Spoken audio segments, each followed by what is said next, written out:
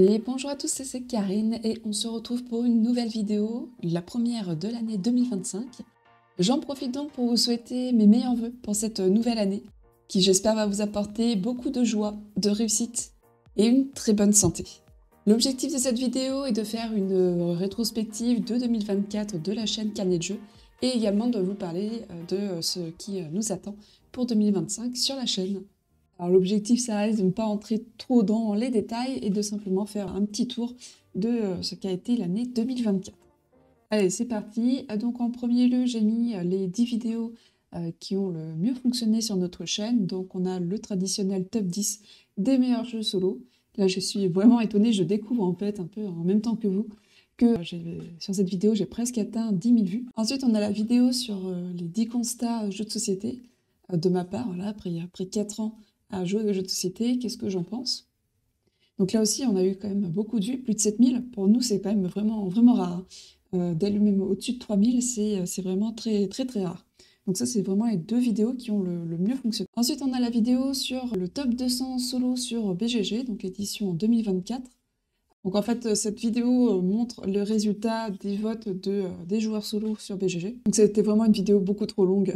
J'aurais dû faire déjà le top 100, ça aurait été bien suffisant. Je sais pas pourquoi je suis partie sur le top 200, puisque c'était le titre de la page, je pense, simplement. Mais ouais, c'était vraiment beaucoup trop long, même pour moi. Alors je n'ose imaginer pour vous. Ensuite, on a la ludothèque des jeux de société en solo. Alors, c'est étonnamment, elle ressort ici alors qu'elle est sortie fin décembre 2023. Mais bon, à quelques jours, on arrive en effet en 2024, avec aussi 2800 vues. Ensuite, on a vidéo un peu réac, parce que la vidéo des constats avait engendré quelques autres vidéos. D'autres influenceurs avaient repris le sommaire, l'idée de la vidéo. Et du coup, je suis revenue sur certains points qui avaient été dits. C'était assez sympa. Donc là aussi, assez étonnée de voir à quel point ça avait bien fonctionné pour ce contenu qu'on voit rarement, donc avec quasiment 2800 vues. Ensuite, c'était une vidéo collaborative avec plusieurs youtubeurs que je remercie encore, donc Zogma, Wawa, Seb, Rodan et Salem. Donc là aussi, hein, on est sur 2600 vues. On avait également le Robinson d'Or 2024, qui a eu lieu de nouveau cette année. Donc là, c'est la vidéo des résultats, qui a eu 2600 vues, ce qui est vraiment pas mal aussi, hein. Ça montre l'intérêt que vous avez pour cet événement, cette récompense, de voir un peu ce qu'on a sélectionné. Et cette année, il y avait notamment une partie vote de votre part. Voilà, vous votiez pour votre jeu favori. Et du coup, je révélais le classement dans cette vidéo. Ensuite, on a 3 vidéos qui sont spécifiques à des jeux. Donc, on a Diluvium, avec une partie solo, ce qui est assez rare de ma part. Et il se trouve en fait que je pense que je devais être dans les premières à faire une vidéo dessus. Et du coup, ça a vraiment bien marché, 2500 vues. Et on a le même cas pour Shin Saga Origins. Alors, ce qui est intéressant là, c'est de voir que la première partie, a au final moins intéressé que la critique sur le jeu. Et surtout qu'il y a quand même pas mal de temps d'écart, il y a plus d'un mois d'écart entre les vidéos. Donc c'est intéressant de voir que c'est pas forcément au moment de la sortie que ça va intéresser. Donc voilà pour les vidéos les plus regardées en 2024 pour notre chaîne. Ensuite, j'ai mis quelques chiffres qui sont toujours assez impressionnants vus comme ça, avec 172 000 vues cette année. Alors, si d'autres youtubeurs le font, vous verrez que c'est encore plus grand. Nous, c'est vrai que, ouais, enfin, je le dis souvent, mais on reste une petite chaîne qui a eu un peu plus de succès hein, dans cette deuxième partie de 2024, où on a vraiment eu un coup de boost par le fait que les youtubeurs ont parlé de nous. Ça nous a vraiment donné un élan. Et je pense que les choses peuvent être assez exponentielles, et du coup, quelques personnes qui regardent une vidéo, et ben ça fait mieux fonctionner. On a aussi eu quelques vidéos qui ont très bien fonctionné, donc forcément ça fait venir d'autres personnes. En tout, vous avez été tous ensemble à regarder 15 600 heures de nos vidéos. Ça en fait, hein, ça en fait. Attendez, ça fait combien ça? Ça fait pas loin de 2 ans, hein. Ça fait pas loin de 2 ans. On a également du coup eu 1800 personnes qui nous sont rejointes, donc merci à tous et bienvenue si vous arrivez sur cette vidéo. Et on a fait 120 vidéos en tout. J'ai aussi noté que j'avais fait 2 investissements en matériel pour vous montrer aussi un peu les dessous hein, qu'il peut y avoir. Pour une webcam qui est l'une des meilleures, hein, voilà, qui existe actuellement, à tout de même 310 €, et un micro-cravate avec lequel j'enregistre aujourd'hui, qui est beaucoup plus pratique que le micro que j'utilisais avant, que je devais sans cesse déplacer. C'est un micro sur pied, sur perche, et voilà, 45 €. Donc voilà, ça c'est juste pour montrer que d'ailleurs il peut y avoir un petit investissement. Mais en réalité, si vous voulez commencer à faire des vidéos sur YouTube, vous pouvez très bien faire avec juste votre téléphone. Et je vous conseille d'avoir au moins une lampe. Et je pense qu'une lampe, vous savez, c'est les lampes d'influenceurs là, qui mettent beaucoup de lumière blanche à un endroit. Je pense que pour une quarantaine d'euros, vous devez réussir à en avoir une. Et voilà, je pense que c'est ce qu'il faut. Et rapidement, je pense qu'un micro-cravate ou un micro en tout cas est fortement conseillé parce que c'est vrai que le son est très important, probablement plus que la vidéo. D'autant plus que les téléphones aujourd'hui font quand même de très belles images. Moi, c'est plus par praticité que je suis passée à la webcam. Et alors, le niveau au-dessus, c'est vraiment d'avoir un appareil photo qui enregistre tout ce qu'on présente. Donc voilà pour le retour 2024, c'est tout ce que j'avais noté. Et maintenant, je vous propose de voir les projets 2025 que j'ai appelés Ambition, parce que soyons ambitieux. Alors en termes de contenu, alors ça concerne uniquement moi, donc Karine, et Aurélie va sûrement continuer ce qu'elle fait d'habitude, donc des parties solo et des avis express. Pour ma part, je fais évoluer les choses. C'est pour ceux qui me suivent depuis un moment, vous savez que j'aime bien changer les choses, et surtout je produis du contenu que j'aimerais regarder moi-même. Dès qu'il y a un peu une dissonance entre ce que moi je veux regarder et ce que je produis, j'arrête mes contenus et je cherche de nouveaux contenus. Donc là, nouvelle année, c'est l'occasion de réfléchir, de se poser un peu sur comment vont évoluer les choses. Donc ce que je vais continuer, c'est les avis express. Les vidéos en général, elles font facilement entre 1000 et 1500 vues. Ce sont des vidéos qui vous plaisent, qui vous permettent d'avoir un compte-rendu rapide de mes appréciations, de mes avis. Et pour ma part, ça ne me prend pas trop de temps. Donc c'est vraiment le type de vidéo idéal. Ça me permet de facilement partager avec vous et c'est également des vidéos qui vous intéressent. Donc, c'est parfait. À cela, je vais ajouter des vidéos de présentation de jeux. Alors j'ai noté comme ça parce que je n'ai pas encore défini clairement le format de ces vidéos. L'idée, c'est de réussir à présenter le jeu sans forcément parler de comment ça se joue, plus d'exprimer ce qu'on va ressentir en jouant et d'aller un peu plus loin que le matériel, il est beau, pas beau, ou voilà. D'ailleurs, le reproche que j'ai souvent en regardant des vidéos, c'est que je trouve que tout ce qui est dit pourrait être utilisé avec un autre jeu. Vous prenez les mêmes arguments. Ce qui serait intéressant à faire, c'est de parler d'un jeu sans jamais dire le nom et de laisser les gens deviner de quel jeu il s'agit. Ça serait vraiment intéressant de voir si notre... Alors, il faut forcément prendre un jeu assez connu, mais voir si notre description, si notre critique du jeu est suffisamment parlante pour pouvoir être identifiée par les joueurs. S'il y a autant de propositions qui n'existent de jeux, ça veut dire que le contenu n'est pas assez précis. Ce serait vraiment intéressant à faire comme exercice. En deuxième point, j'ai mis vidéo en collaboration avec d'autres personnes sur des jeux, donc l'univers des jeux principalement, des critiques, des avis, des débats, des sujets, voilà. Il peut y avoir toutes sortes de vidéos là-dessus. J'en avais fait un petit peu, il me semble que c'était l'année dernière, je sais plus trop, quand j'avais fait les vidéos sur des ludothèques, je trouvais ça très sympa. Donc j'aimerais pouvoir refaire un peu ça en réfléchissant mieux au contenu dès le départ, pour que ce soit à chaque fois intéressant pour vous. Je vais également faire ce que j'appelle des vidéos un peu de repérage, de recommandations. Donc repérage, c'est plus qu'est-ce que moi je surveille, et recommandation, c'est qu'est-ce qui m'a plu et que je vous recommande et pourquoi. Donc on se retrouve un peu dans un avis express, mais dans ma tête, c'est pas la même chose. Et du coup, dans tout ça, donc, je vais arrêter les critiques de jeux. C'est un format que j'aimais beaucoup, mais au final, il est trop cadré et il m'empêche d'être créative. Parce que j'ai vraiment fait un plan pour un plan type de critique de jeu, et à chaque fois, je fais la même chose. Et je trouve ça barbant à préparer, etc. Au départ, je pensais que ça allait être plus simple, mais s'il y a bien un truc... Alors peut-être au début, c'est pas mal, mais sinon, je vous conseillerais vraiment de ne pas faire de plan comme ça. Ça tue la créativité, t'as l'impression après d'être juste une machine qui rentre les informations qu'on veut, quoi, les plus, les moins du jeu, puis après tu essaies de broder autour. Et c'était pas quelque chose qui me plaisait beaucoup. Donc je le sors, en fait je le remplace par la présentation de jeu, qui va être un peu plus libre sur ce que je veux faire. J'ai une idée assez concrète dans ma tête, qu'il faut que je réussisse à poser sur papier, pour voir si je serais capable, puisqu'il y a toujours des notions de compétences, est-ce qu'on va arriver à faire ce format-là? Mais voilà, j'ai déjà des exemples en tête, ceux qui sont utilisés d'autres secteurs et que j'aimerais appliquer du coup aux jeux de société.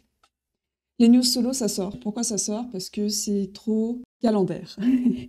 En fait, voilà, le fait d'avoir des vidéos qui doivent sortir régulièrement et qui me demandent beaucoup de travail, c'est compliqué à intégrer dans mon mode de vie.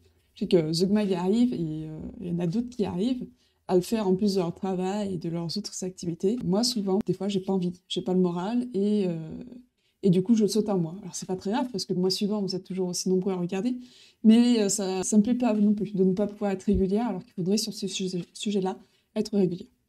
Donc là aussi, au final, je le remplace par les repérages et recommandations qui seront un peu moins réguliers. Je le ferai quand j'en aurai envie, quand j'aurai quelque chose à dire, plutôt que quelque chose répétitif où je dois parler de jeux qui ne m'intéressent pas forcément. Donc ça veut dire que si je dois en parler, il faut que je me renseigne dessus avant, sans y passer trop longtemps, parce que après, voilà, c'est pas mon métier, donc je peux pas non plus passer 1 heure à me renseigner sur un jeu en sachant qu'il faut que j'en regarde une vingtaine, c'est juste pas possible. Donc là, voilà, c'est vraiment les informations que moi je regarde en tant que joueuse et que je retiens, et ben je vais vous en parler. Je pense que ce sera même plus intéressant pour vous que d'avoir une liste de jeux avec des présentations un peu foireuses, parce qu'au final, je connais pas bien le jeu. Ici, ce sera vraiment dans l'objectif de pouvoir mieux vous en parler, et ça devrait être plus sympa. Et enfin, les parties solo. Alors, j'ai mis dans J'arrête, en vrai, s'il y a un jeu que je trouve vraiment top, et que je pense qu'il y a un intérêt à en faire, je le ferai. Mais l'idée, c'est que ce ne soit pas systématique. Si j'ai un nouveau jeu, je ne ferai pas forcément de partie solo. Ça aussi, en fait, la critique de jeu et les parties solo vont se regrouper dans la présentation de jeu. C'est vraiment un format que j'aimerais réussir à mettre en place parce que c'est aujourd'hui en tout cas le format que j'aimerais découvrir, que j'aimerais regarder sur YouTube. J'espère avoir été assez claire dans mes descriptions. Mais aussi, et ce n'est pas tout, du coup, comme j'ai dit, j'aimerais faire des collaborations avec d'autres personnes, donc ça peut être des joueurs ou d'autres médias. Mais, donc ça, ce serait sur la chaîne Carnet de Jeux. Au-delà de ça, j'aimerais également collaborer avec d'autres médias. Donc il y a déjà des choses qui se mettent en place. Je ne sais pas si ça avait été... je ne sais plus si ça avait dit publiquement ou pas. En tout cas, je sais que Punchboard en avait un peu parlé. Donc en effet, avec Punchboard, on va faire de nouvelles collaborations. Et l'idée, c'est de pouvoir aborder des sujets un peu plus travaillés. Ça peut être n'importe quoi d'actualité, ça peut être une réflexion qu'on a eue par rapport à un autre truc. Moi, en ce moment, j'ai pas mal pris à la lecture. Et des fois, je me dis, ah ouais, il y a ce sujet-là, ça peut être intéressant à mettre en parallèle avec le jeu de société. Donc là, ce serait plus potentiellement des sujets que j'aborderai sur ma chaîne, mais pourquoi pas également aborder des sujets que je découvre comme ça avec d'autres médias. J'ai aussi des projets pour les joueurs, pour créer des choses, pour proposer de nouvelles choses, alors, notamment pour le solo. Alors j'ai mis top secret parce que je ne vais pas forcément m'étaler sur ce que j'aimerais faire. Déjà parce que si finalement j'abandonne le projet, j'ai pas forcément envie qu'il y ait une forte attente dessus. Quand ce sera prêt, je vous en parlerai dans tous les cas. Et puis j'aimerais ne pas trop en dévoiler aussi, pour ne pas prendre le risque que quelqu'un prenne l'idée et réussisse à le mettre en place avant moi. Ça m'embêterait puisque ça fait déjà de nombreux mois que je travaille sur le sujet. Et enfin, un dernier point, j'aimerais beaucoup améliorer le Robinson d'Or. Alors là-dessus, n'hésitez pas à me dire en commentaire. Donc le Robinson d'Or qui est on va dire une récompense, c'est peut-être un peu pompeux, mais en tout cas ça a pour objectif de mettre en avant une sélection de jeux de société solo qui sont parus cette année ou les années précédentes avec le prix du jeu intemporel. Et du coup, si vous avez des idées d'amélioration pour ce Robinson d'Or, je suis tout oui. N'hésitez pas à me dire en commentaire, ou même si vous voulez que ce soit un peu plus simple, on peut parler sur Discord, quitte à convenir d'un créneau et échanger à l'oral, il n'y a aucun souci. J'aimerais vraiment pouvoir améliorer ce Robinson d'Or. J'ai déjà des idées qui vont probablement un peu tout chambouler.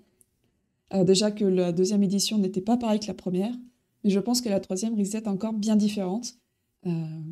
Déjà pour un point assez simple, c'est qu'il est assez compliqué de réunir, même en visio, des joueurs. Souvent, les plannings, ça convient pas. Il y en a, c'est en journée, il y en a, c'est le soir, il y en a, c'est en semaine, il y en a d'autres, c'est en week-end. Et moi, ça me demande aussi pas mal d'efforts pour organiser tout ça. Donc, j'ai déjà un peu des pistes pour faciliter les choses. Mais voilà, si vous en avez, n'hésitez pas à me le dire en commentaire ou sur Discord.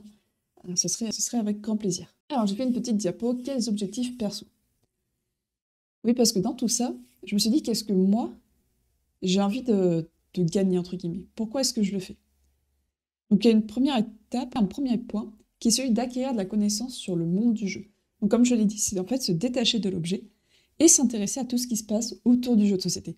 Et c'est ultra intéressant du peu que j'ai vu actuellement.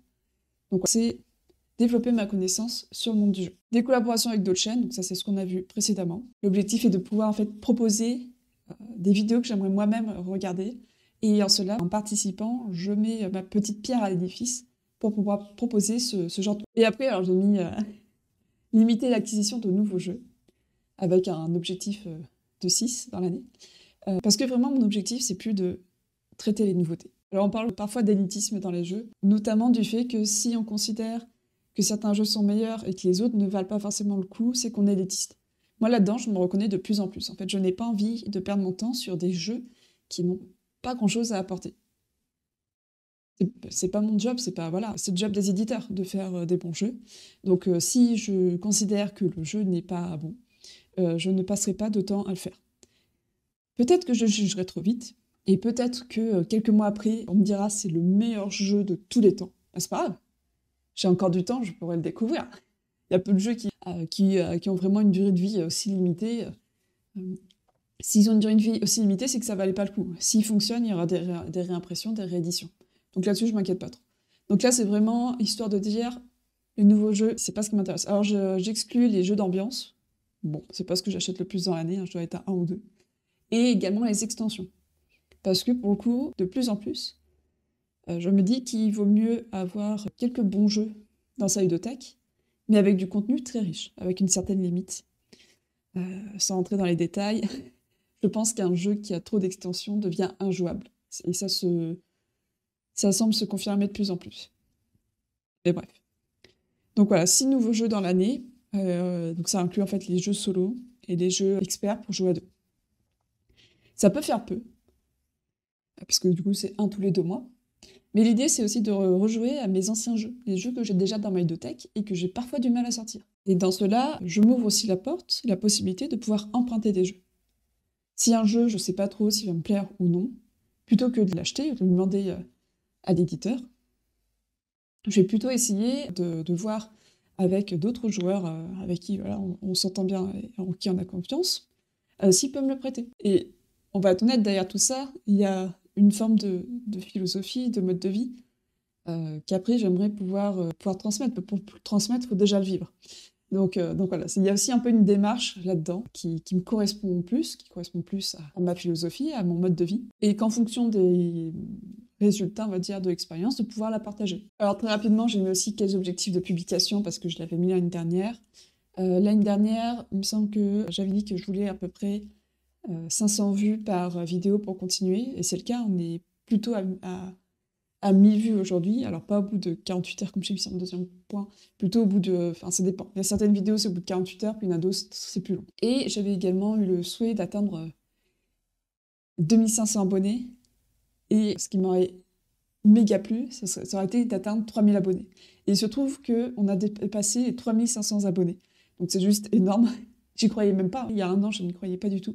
Je ne pensais pas ça possible, donc c'est génial. Et du coup, je trouve ça encore intéressant un peu de terminer la vidéo là-dessus. Quels sont du coup les objectifs? Donc déjà, c'est de réduire le nombre de vidéos par mois, qui peut être assez contre-intuitif sur le coup. Mais qui dit des vidéos plus travaillées, dit aussi que ça va me prendre plus de temps. Et si ça me prend plus de temps, je ne peux pas avoir une cadence de vidéos de 1 fois par semaine, voire plus. Parfois j'en faisais plus. Ça ne serait pas tenable. Donc 2 nouvelles vidéos par mois, si j'arrive à ça, ce serait déjà pas mal. En sachant qu'il y a Aurélie aussi qui va faire des vidéos. Donc au final, il est fortement probable qu'il y ait une vidéo par semaine, et ça serait bien suffisant. J'aimerais aussi que mes vidéos atteignent 1000 vues en 48 heures. C'est une donnée un peu sortie du chapeau, hein, mais dans l'idée, c'est de me dire, est-ce que le concept de la vidéo plaît ou non? Et je pense qu'en dessous de 1000 vues par rapport à nos publications aujourd'hui, par rapport au stade qu'on a aujourd'hui, ça voudrait dire que c'est pas terrible. Alors ça veut pas dire à la première vidéo du premier concept que je vais lancer, hein, c'est sur l'année, est-ce que j'arrive à avoir vraiment les 1000 vues par vidéo en 48 heures? Et enfin, en dernier point, donc vous avez vu, je l'ai mis tout en bas, parce qu'au final, c'est probablement ce qui est moins intéressant, mais ça donne quand même une idée, c'est les 4500 abonnés. Alors pourquoi c'est probablement le moins intéressant? C'est que les abonnés, on peut les garder très longtemps, ça ne veut pas dire que la communauté est active. Moi, si j'ai une chaîne, on va dire de 10 000 abonnés, mais que mes vidéos font 10 vues à chaque fois, c'est pas ce qui m'importe vraiment. Ce que j'ai envie, c'est que les vidéos intéressent et que les gens la regardent. Donc j'ai quand même mis le nombre d'abonnés, parce que ça fait toujours plaisir tout de même. Mais voilà, ce n'est pas prioritaire et je ne considère pas comme la qualité de la chaîne. Donc voilà, on arrive au terme de la vidéo. J'espère que ça vous a plu. C'est vrai que c'est peut-être un peu rébarbatif comme vidéo. On a tendance un peu à tous le faire. En plus, ça, c'est vraiment un PowerPoint très scolaire, mais ça permettait de mettre en avant les différents points. J'espère tout de même que ça vous a plu, et puis ça me permet aussi de faire le virage en fait entre les contenus que je proposais et les nouveaux contenus, donc je trouve ça toujours sympathique de pouvoir vous tenir informés. Je vous remercie chaudement d'être aussi nombreux à nous suivre, aimer autant nos vidéos, donc allez regarder. Très honnêtement, j'ai arrêté de participer à la chaîne si on n'était pas arrivé au niveau aujourd'hui. Donc j'espère vraiment que 2025 sera dans la même lancée parce que c'est motivant. C'est motivant de voir sa chaîne grandir, de voir l'intérêt que portent les gens à notre contenu. Donc merci beaucoup de nous suivre et on se dit à très bientôt pour une prochaine vidéo et en attendant, amusez-vous bien.